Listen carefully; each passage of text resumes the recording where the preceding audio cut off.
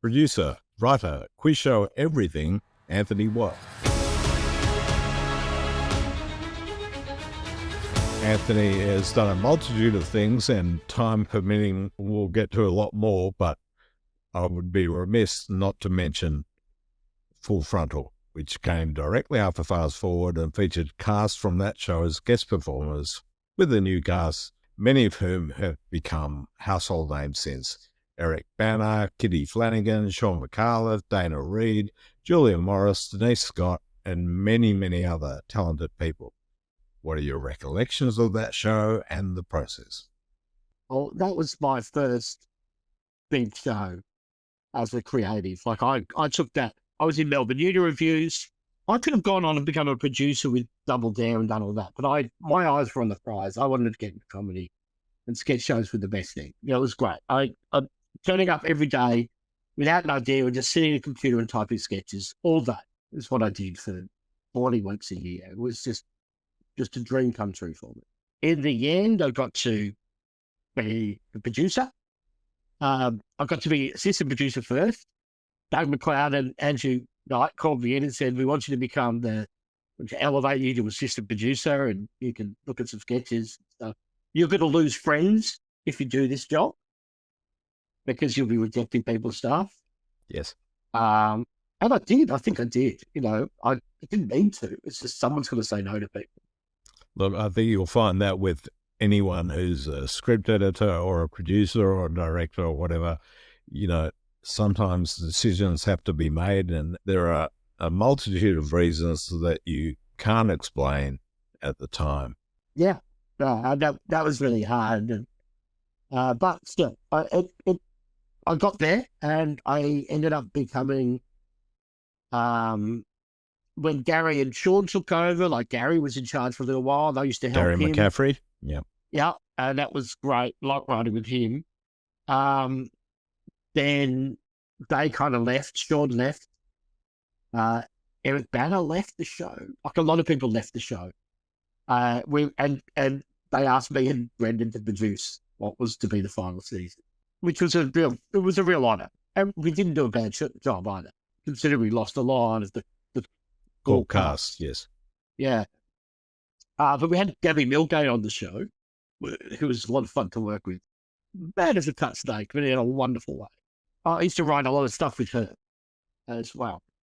And I remember at the time, we used to do stuff about Princess Diana being a fool, like being, someone who is just self-obsessed, ruining, she ruined Charles' marriage. She was going off and having affairs and all this sort of stuff. That's right. And to give it context, that's what was being presented to us at the time. We had no idea at this stage about the machinations. No. So there was a lot of stuff in the papers about her. She was front page of everything. And it was always criticizing her. But we had been doing a lot of stuff. We're kind of at the head of that. And then I think when Brendan and I took over, we said, no, hang on, this is not about her. This is about the press. This is about, this has nothing to do with her. It's not her fault. She is just being used as a pawn to sell magazines. And so we took a whole different look. We started portraying her as the victim of the media's obsession with her. And so we did a lot of these sketches that were pro Diana in a time that she was being absolutely vilified, left, right, and centre. So we twisted it to make her the hero, and we were doing lots of this stuff. And then Gabby Milgate comes up with an idea she said, I want to do a fox hunt where she is the fox. And so she and I sat down, and we had basically Harry Packer and Rupert Murdoch on horseback. They release the fox, that's her, and she goes running off. And then they release the hounds, and they're press photographers. And they hound her down, and they kill her, and her head is on a plaque. Okay? That's the sketch. We shoot that. We play it in front of the audience. It gets a huge laugh, big round of applause. It goes in the edit. It's going to air on Monday night. Then the Paris tunnel accident happened over that weekend. So I'm on the phone to Brendan, go, we can't fight this. She's not dead yet. Dodie's dead. But she's not dead. And we just weirdly go, well, if she doesn't die, can we still play it? Like, obviously not. But we were deluded. And I remember I was at the footy watching Collingwood play North Melbourne. And then a billboard comes up on the screen saying Princess Diana has died. And it's on my heart sinks. One, because it's biggest news there's ever been. And two, I'm going to do some re-editing Monday morning. But at that time, oh, this is weird. At that time, when that card came up, there was a huge cheer. Wow. The crowd cheered because Collingwood had just run out on the ground. Of course. So I see the news of Diana dying at the same time as 30,000 people cheer. It was very weird. Then at quarter time, a news broadcast, Peter Mitchell comes up saying Princess Diana's died. But then I realised the reason why they cheered is because it was written down and Collingwood fans can't read. Just saying. So anyway, we re-edited. We reshot a sketch as well that actually had no laugh track and just talked about it. It was a little song, like a new idea ad, and we popped that into the show with none.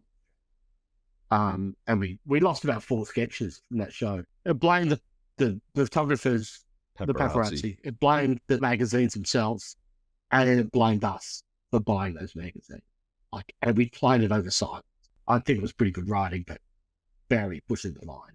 But we got rid of all those other ones, and they've never seen the light of day. They were just destroyed. Well, I think what you did is important. It shone a light on it, and the sketch that didn't go to air was proven almost correct. Gabby Millgate is a genius. Just saying. I've told her, she forgot all about that sketch. And I was just in touch with her recently, and I said, do you remember that sketch? It was amazing. And all the phone hacking and the trials with the Royals. Yeah, it was so... The fact that it actually predicted that she would be killed by magazines and their photographers was... it's just staggering. It just shows you that that's what the world was like at that time. Then she became the people's princess. Yes. And all that hypocrisy, that they're slamming her 1 week and 2 weeks later she's the people's princess. It just riles, Steve Irwin was the same. A joke in Australian media. Suddenly he's dead. He's our hero. Both positions are fine to take. Just don't switch so readily. Yes, exactly. Take a position, but someone doesn't become a martyr by dying. You should appreciate them while they're alive. Absolutely. Yeah. I mean, my job was to take the piss out of people. So yes, I've possibly done that. I mean, I was responsible for putting to air a sketch called Everybody Hates Leighton, about Leighton Hewitt. I think our roles in comedy, we often cross that line, but there are different reasons, and we do have to take some responsibility. Other memories of Full Frontal? There are some memories. The fact that they build gigantic sets. I think Guy and I started, and they built a giant sketch. We used to write the sketch for the women because no one else was, because there were no female writers. Yes. So we'd write lots of sketches for the women, and they would make a huge set, and then the sketch wouldn't work. But we still thought, they built a set for us. That's cool. I was about to lose my job. I had 5 minutes of material to write my first season. And I was just getting jokes in, just use gags, which take 10 seconds. But I was supposed to build up to 5 minutes. And I wasn't getting anywhere near that. I was getting have 20 jokes in, but it wasn't really adding up to 5 minutes. And then I wrote a sketch in the last episode of that first half of the year. And Andrew liked it, and I got hired like full time after that. And that was just for the skin of my teeth. If I hadn't written that sketch, I wouldn't have a career. I know what I would have done. That was your quotient as a writer, wasn't it? It was an amount of minutes to air per week. Or was it to air, or was it just to write? Certain amount of minutes to it. To it. They would count them, and you get paid for that. And you had a minimum. So I was on 2 minutes per episode. So that meant, I can't remember how much that was a week. Might have been about $800 a week or something like that, or $600 a week, not much. At the end of the year, if you got less, you didn't get anybody taken away. But if you got more, they paid you out. Right. So I think that in that season, I ended up with about 4 minutes. So I got a big bonus at the end of the year. And then that kept happening. I kept getting more than 1 minute. So that's why I stayed. So you worked as a writer pretty much through the first series where Eric and Sean was still there. I started as year 2. I started the second year. So Sean and I started at the same time. We started in the second. But we had Scotty on the show, Denise Scott, which was great. She was great to write for. But there was also Jodie Walker. I used to write a lot for Dana and him. I had a couple of running sketches, so the Clark and Rachel sketches, relationship sketches, and the Nettie show, which was a parody of the Footy show. Yes. And so that's where I got my big. It's all about getting your minutes up. That's when you get your minutes up, and you got a running sketch. Again, it was predictive and prescient because the shows now finally have caught up. Yeah, Full Frontal was I felt so lucky and to get that job, and then afterwards it was hard. I had no other skills when I left Full Frontal. I had to develop some skills, and that's why you diversify. So I learned kids TV writing, tried to get into drama and cop shows, failed. Comedy panel shows, something happened, and that was really great. That was what I'm really skilled for. That's my best skill, I reckon. The comedy panel, I get it as a show. And now I've got to skip as quiz shows, so it's just about diversifying and keeping yourself fresh. Absolutely, and reinventing. Yeah. So just on that, Full Frontal finished, and that credit on your CV didn't not guarantee you, but didn't bring work in? No, because sketch shows were dead.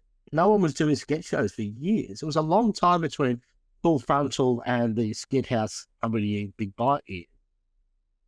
It was a long time. It might have been 3 years, but that's a long time to not have any work. Absolutely, it is. Let's talk another sketch comedy series that you were heavily involved in, Comedy Inc. Yeah, so I only did 1 year of that. I was basically a creative producer. So I was just head of the writing team, me and Guy Rundle. That was interesting because I'd never made a sketch show before. I helped cast it and I helped put the writing team together. But what we didn't have was, I think, experience, makeup, set designers, all that sort of stuff. And good directors, but there wasn't all that world of experience that Full Frontal had. Because I joined Full Frontal. All of that stuff had already been there around Fast Forward, and Ted and Andrew had helped build all of that. Yes. So when I got there, the machinations were already in place. Whereas other shows had other things, like Big Bite had great makeup people, had all the best makeup people, so all their sketches could look great. Skin House had Dana redirecting, and I think she did a fantastic job of that. We were sort of struggling in that world, like all of them had good writers, and we had some good things, but it was hard to. I mean, I thought our cast was terrific. From memory, they wanted to do a number of sketches in, say, an abattoir, and you had to write them. Well, yeah, that was kind of my idea, because we would send them out for sketches, but they weren't getting that much material back. Right. And there was a big failure rate in the sketches that we would write and they would shoot, because we weren't there. They were shooting in Sydney, we were writing in Melbourne. We couldn't really communicate what we wanted in the sketches. So there was a bit of communication problem. And we weren't getting the minutes up. So I said, we need to do a live night. We need, as we remember from Fast Forward and Full Frontal, we would shoot quite a lot of material in front of a live audience and play the sketches to them. And they tell you what's funny. They tell you what's funny. So they didn't want to do that. They would just want to compile them together. But instead, economists just go, you cannot get a full hour of comedy without doing a live night. So they organised it. We did it out of Melbourne. We flew the cast down and we would go, okay, we've got 5 sets we can build. Let's just write as many sketches as we can to fill in this spot. So we would do a Alcoholics Anonymous set, kind of a community hall. We do a cooking show. We would do a game show parody, and we would we'd do a sports panel show, and we would set them all up and get all the writers to go, you've got 3 days. Let's write as many as we can. Right. So scenarios you write for them. Yeah. Locations or parodies of something, we get as many as we can, and we can strip those through the show just to get the material up. Because that's my knowledge of how to get, it's just about jokes per minute and just, I know on set, you've got to do as many things on set. And if you can do it early enough, you can amortize it, you can spread it all around, and it doesn't feel like it's repetitive. That was good because I could be actually part of the producing of those segments, and I could direct it on the floor. That worked a lot just to get ourselves material to go. And that's why we had to do all of these things, just for finance reasons. That was really interesting. And we got to, the thing that changed that show for me was when the advertising came out before we'd actually started. They said, Comedy Inc. is nothing sacred. That was their advertising thing.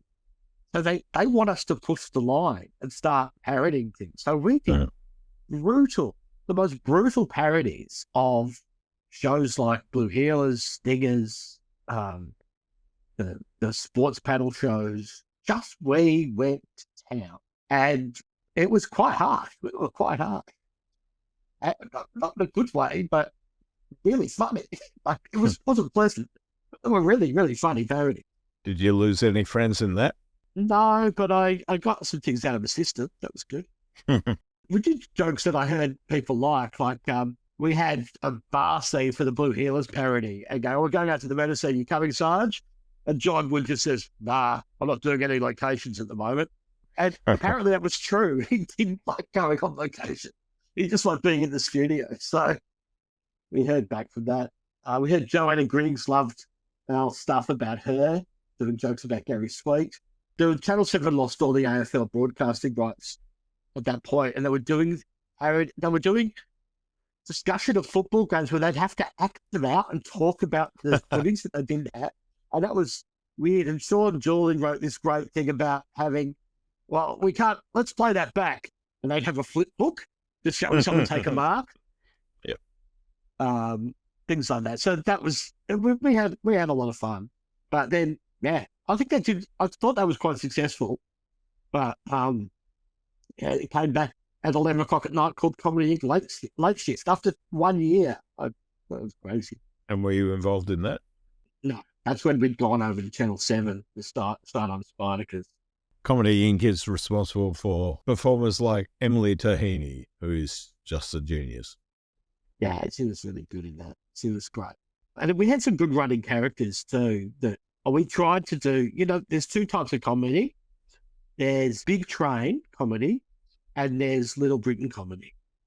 Yep. So in sketches, I always think Big Train, every sketch is a surprise. Every sketch is new. Every sketch is weird in a different way. And then Little Britain, there's characters that are funny and they just repeat those same sketches over and over again because people like them so much. They're the sketches like, he's going to stand up out of the chair. He's going to stand up. I reckon he's going to say, oh, he stood up. It's great. And catchphrases.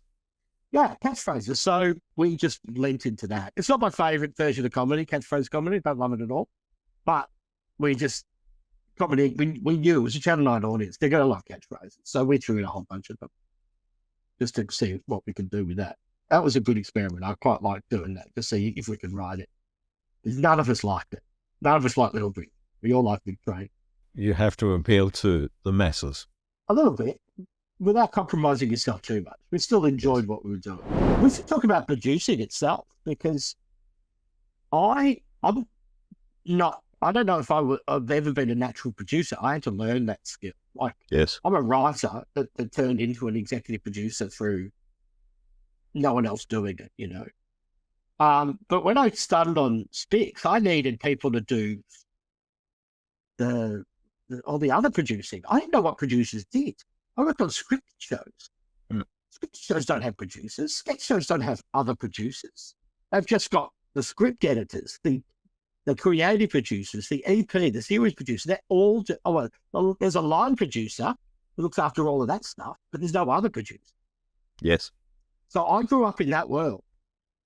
And so when I started on Spicks, I was given, ABC-wise, 4 producers to do stuff. Well, what do they do? And your role at that point was producer? Series producer, yeah. Yes. But I took a more creative, obviously I'm more of a creative producer. So when I took it, I said, I need someone to do the structural grunt work of the show. Know what the DA gets, what the, who does the graphics, all that sort of stuff. I don't know any of those things. Yep. So I had to learn on the job. And the ABC have certain ways of doing things, so you've got to fit in with that. We had a DA on staff, which was terrific. I don't think we could have done it without a DA. Director's assistant, Lee Lund. Yeah, and that really helped. So she could do a lot of that stuff and make sure everything was ready to go. But you don't get a DA on staff anymore. No. They come in the day before. You don't get many on staff these days. No. So I had to learn how to produce. So I had to learn what producers did.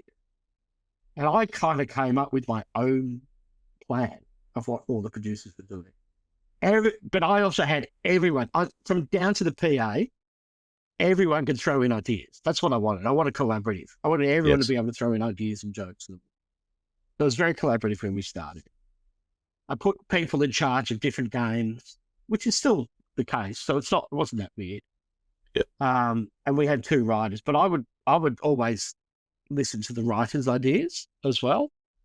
And they were great, Adam Rosenbachs and Mark O'Toole were fantastic with ideas as well. But all our early producers were really good. I got very, very, because I had no idea what I was doing in terms of making a television show as a series producer. Well, everyone knew it was a great product, yeah. And, there are people to do certain tasks, and you can, or you could, learn on the job. So, I did that, but I also didn't have any idea how to manage people. That's managing people is something we should all be taught. And I've learned it along the way, how to actually, one of the jobs is to manage people, look after your staff, make sure they're happy, make sure they're working in the best way. If they're not fitting in somewhere, how do we help them? Maybe they shift into another part of the job. I'm really good at hiring people who aren't assholes. That's a big part of hiring. You don't want to work with assholes. But managing people who are struggling or you've got a problem with, or if anyone else has got a problem, that's tough. And I've only just really learned it in the past few years, properly, how to manage people. Well, one of those challenges when you're at the top of the tree is people will come to you with ideas. And they're not necessarily bad ideas, but you've got a multitude of reasons why that may not be appropriate. Yeah. And I've always been, I've known for a long time that you've just got to make a decision quickly. You can't vacillate. You can't say maybe to placate someone, hoping it goes away. You have to face it head on, and you go, look, thanks, that's great, but I don't think that works for this show, and these are the reasons because. I've not been bad at that, analysing things to do, but you have to do it, and you have to make a decision. It's that whole Russian proverb is you've got a train to put through, and it's got to go through one of 3 cities, and you've got to decide which, and Great you just analogy. choose one. You choose it quickly, and then people will learn to respect you. They might have a problem at the time, but they'll get over it. They will. Usually when you see the final product, people will understand. Yeah. And, that comes with time too. And people can be funny about that. You just don't want to work with those people. They get too upset, too attached to something that's not a good idea. I think the other problem with producing that I find is when you care too much, you can get a bit angry. And I used to have I get angry. You've seen me angry. I probably sounded like you. Likewise, yeah. Yeah, it's just what we do. But I don't think that's very good. I don't think that's a good thing to do. And I've sort of got a lot better with that. And I don't put up with it now. It's, I say that while I've gone over it, but I also don't like being yelled at. And No. I've sort of stood up to bullies a lot more than I used to. That's a big thing for me. Well, it's not exclusive to television by any means, but it's always difficult, aside from our own issues, when you've got people higher up the chain than you that really don't know what they're doing. Well, that's it, isn't it? You get the angriest when you're uncomfortable in your own position. Yes. When you feel threatened in your own position. To me, it's a sign of someone not feeling comfortable. And you just need to tell these people, I know you're upset, but you don't need to take it out on me. But because I've been guilty of it, I kind of get it, I understand. We care too much and our pride gets affected by it. We're so wrapped up in the creative side of it. So right. When my whole livelihood was affected by it, when I was younger, when I was a single parent, things were hard. I was, things are, every mistake that you make or someone above you makes can affect my ability to provide for my family. That was really it for me. But now that my kids are growing up, Astrid's working, I just don't have those pressures anymore. So it's a lot more. Let's just have fun. But also, when you do have those stakes, you're the only one that knows that. No one else knows that. Yeah, that's right. And everyone's got their own shit. I've been accused of being ambitious before, but I don't know if I am ambitious as much as I've never wanted to go to the top. I've thought about it, but I only like filling in the breach. If no one else wants to do something, I'll take charge. I would not have associated that word with you. I do things that I love. I've been very, very, very, very lucky in my career. I've done a lot of things that I absolutely love. I think we all have, and at the risk of sounding like old bastards, we really did live through the golden era. If only with it, like 5 years earlier, people were getting paid a lot of money in that golden era. True. We're just too young. We got to do great stuff, but we weren't buying houses as a result. True. But in terms of creative endeavor and making something quality, well, you well know that Spicks and Specks now is one of very few variety comedy shows on television, on free-to-air television. Yeah. And it helps with my creative ambition. Like, I don't have to achieve much else to be satisfied with my career. Because I've done something almost perfect, in my eyes. So other people might not like it, that's fine. But to me, I did something of value that I know I contributed to. And that's really good. Oh, absolutely. And like this last series we did, I think you as well, did so much good work in terms of that word variety. The closing numbers, the way we've covered it, the way the show worked, it hit a real sweet spot. So that's a really nice thing to be proud of, and you should be too. Well, thank you. But, it comes down to the production team, an amazing production team, and Sean McCullough's production team as well is amazing. And they're respectful, and everyone does their job. And with respect to Spicks and Specks, the whole crew has been starved of creative output. Yeah, they love it, don't they? They love doing music. They love a bit of comedy. They love music the most. They love covering music. They're also into it.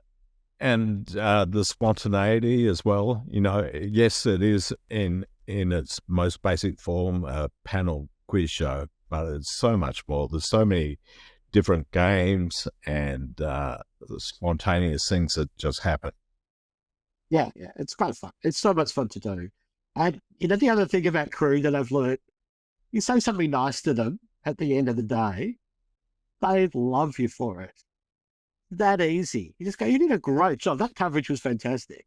Or, sounds fantastic. And it's genuine. I'm not saying I do it for fake reasons, but they seem to be starved of that too from the, production side. They don't get it as often as they deserve. There is a lot of us and them, for want of a better term. Yeah.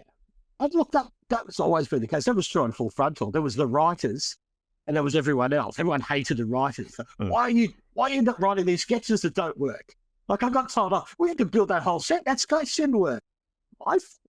Maybe it is. I didn't choose this. Exactly. No one made it. Yeah. You did your part of the equation, and there's been all these knock-on decisions made since. Yeah, I'm not one for teams. Like I think the best thing about South Bank, obviously South Bank as it was built, I hated the idea of it being all open plan, but I think it's worked really well. Now the writers sit amongst the producers. They can turn around and ask a question. Everyone is in there together, and I'm all for that. I've always been into let's listen to everybody. Let's get collaborations from everyone. If we invent a new game, we get everyone in to play that new game. Yeah. And everyone can have their input and say what they think, and I'll listen to everybody. I just think that's the only way to make TV is to be collaborative and get everyone's input and ideas. Make everyone feel some ownership and pride in it. It's the only way to do it. There's a reason why those sort of things don't happen and work from home, because the collaboration is important. Yeah. And I've had to look, I work on Mastermind as the series producer. I run the question team. Everyone works at home. But you can do exactly that stuff that you're talking about to make that work. You have to work really hard at it, but it's about communication. It's about trying to keep that communication flowing, nice emails all the time, have the occasional Zoom meeting just for no reason, just have a bit of a chat.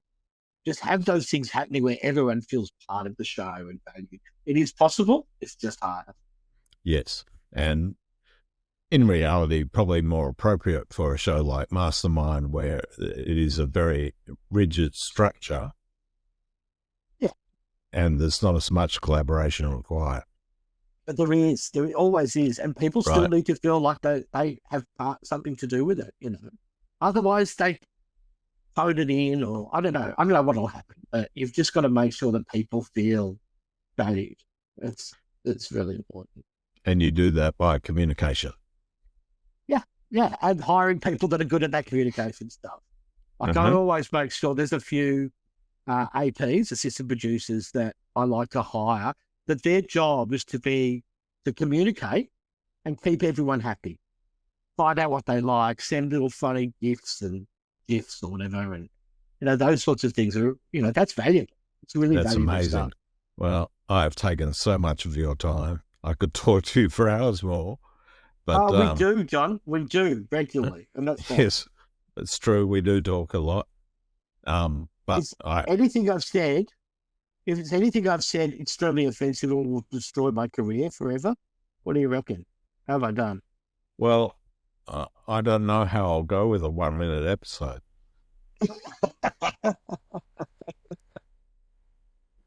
No, it's been great and very educational. Yes, we do talk a lot, but I learned so much. I've been from you, John. I've known you for a long time. It's been great. Thank you. And we're the same age. I can't believe that. I'm going to cut that out. We're amassing quite the catalogue now. Great people with interesting stories. Please like and subscribe. And above all, listen and view. We'll see you soon.